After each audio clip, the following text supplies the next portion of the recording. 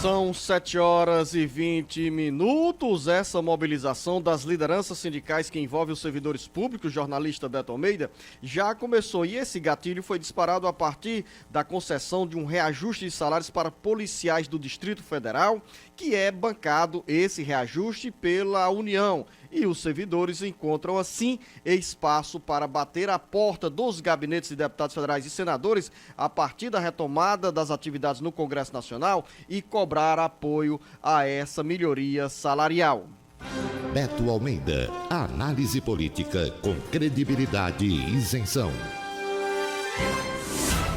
E esse reajuste aí pretendido pelos servidores públicos federais não é coisa pouca não, viu, Luzenu? Eles querem aí, eles estão cobrando, na realidade, pelo menos 33% de reajuste nos salários, tá? É o que foi aí concedido para militares das Forças Armadas e também para policiais e bombeiros do Distrito Federal. E por isso, eles estão aí cientes de que, sim, tem recursos para mais reajuste, para mais essa pressão sobre o governo. É óbvio, Luciano, que isso vai ser uma queda de braço grande ao longo deste ano de 2020, principalmente no primeiro semestre, que é quando vão se concentrar essas cobranças e principalmente a maior parte de trabalhos, já que no segundo semestre em diante, ninguém vai esperar muita coisa, nem do Congresso e nem do governo, porque as atenções vão estar voltadas para as eleições municipais, mas também esperar que os demais servidores tenham esse reajuste, aí é acreditar em conto de carochinha. E é um primeiro semestre de 2020, Beto Almeida, bem curto, porque já estamos no meio do mês de janeiro, as atividades no Congresso Nacional serão retomadas no início de fevereiro, logo em seguida vem o Carnaval, que é uma semana de paralisia total, e depois a Semana Santa. E em seguida, ou paralela a essas datas, os deputados federais e senadores já estarão envolvidos nas articulações para as eleições deste ano. Muitos como candidatos a prefeito, outros como articuladores e líderes que cumprem papel em bases políticas no interior do país. Exatamente, Luzeno. E aí tem um detalhe nessa questão toda, Luzeno, é que o governo tem uma série de pautas da economia para implementar neste primeiro semestre. Então, a prioridade deverá ser a implementação, a discussão, por exemplo, de temas como a questão da reforma tributária, que o governo diz que quer trabalhar e quer fazer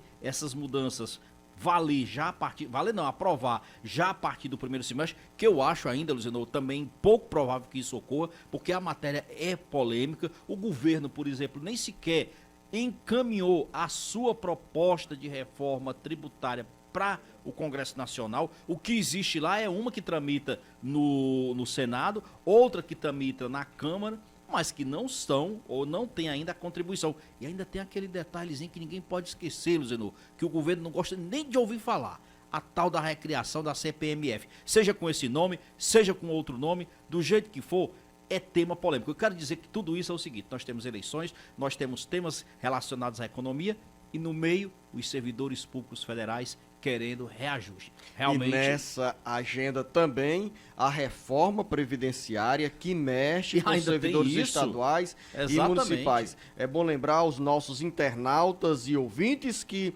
a reforma previdenciária que tanto o governo sonhou na iniciativa privada foi concluída. Agora, as mudanças são voltadas à definição de regras para os servidores estaduais e municipais. No caso dos estados, as assembleias legislativas, como por exemplo aqui no Ceará, começaram a se antecipar em medidas de aumento de alíquotas e também de regras para os servidores se aposentarem. Os estados, principalmente aqueles que estão preocupados de fato com a situação fiscal das suas previdências, eles não estão nem esperando o pacote que está aí. Aliás, o projeto que está para ser aprovado no Congresso Nacional. São Paulo já está tentando fazer isso, Rio Grande do Sul também. Então, assim, quem tem essa responsabilidade já está se antecipando. O giro pelo interior do Ceará e uma rápida passagem pelo segundo maior colégio eleitoral do interior do Ceará, ou melhor, o maior colégio eleitoral do interior do Ceará, que é a cidade de Juazeiro do Norte. Essa questão aí da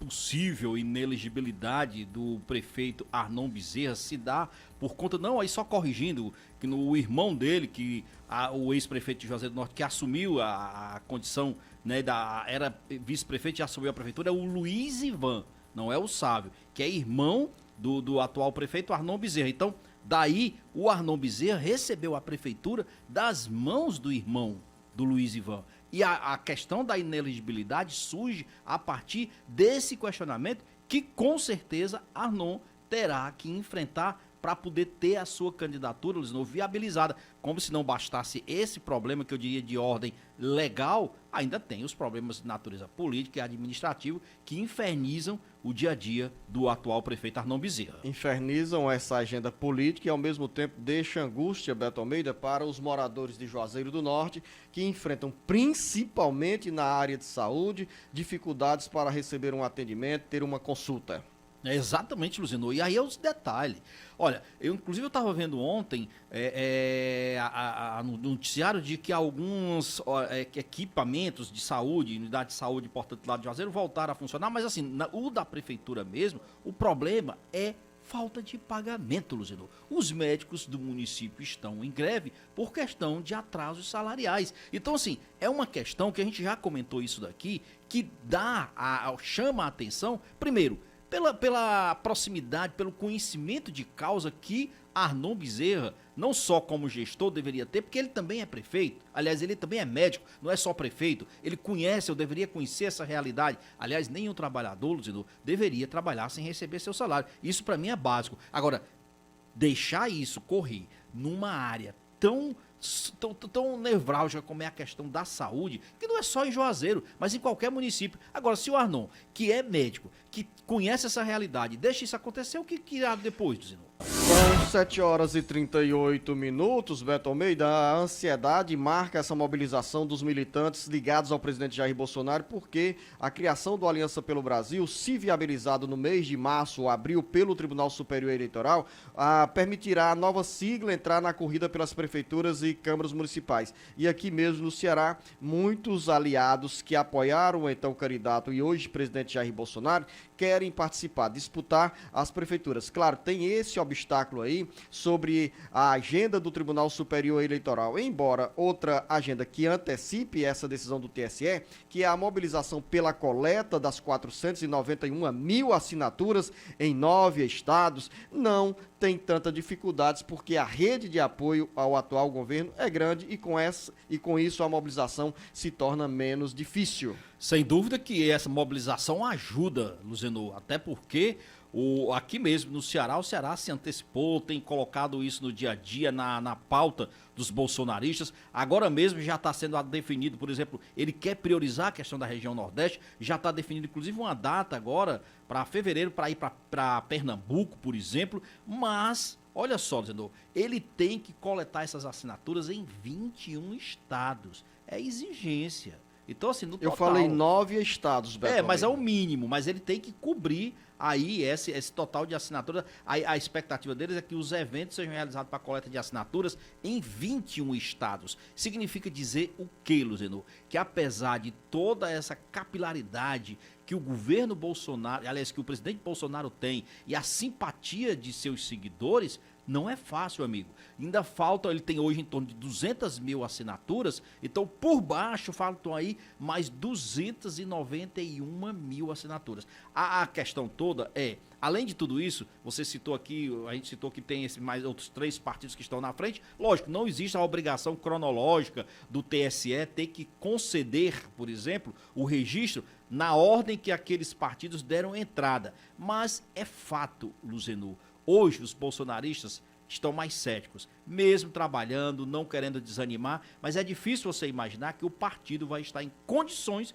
de disputar as eleições de 2020. Oficialmente, para a Aliança pelo Brasil entrar nas eleições deste ano, precisa estar com o registro liberado ao longo do mês de abril, ou seja, 6 meses antes da eleição. Exatamente. Na frente do Aliança pelo Brasil, que ainda terá o pedido a ser protocolado no Tribunal Superior Eleitoral, existem outros 3 pedidos de siglas, como o Partido Nacional Corintiano, PNC, Partido da Evolução Democrática, PED, e Partido Nacional Social Democrático Cristão, PNSDC, siglas que chegaram a apresentar pedido de registro no TSE entre agosto de 2018 e agosto de 2019.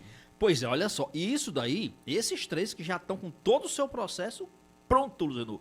Mas no total tem mais de 70 partidos entrando nessa fila aí, o que deve dobrar quarteirão pelos próximos 3 anos. Não tenha dúvida disso. A grande questão aí, voltando para a questão do Bolsonaro, mesmo que ele não consiga, como acredito que a tendência seja essa, o registro, os aliados que quiserem disputar, não, precisam disputar as eleições municipais, vão em busca de partidos, Luziano, que consigam depois mudar sem problema quando o aliança for finalmente oficializado.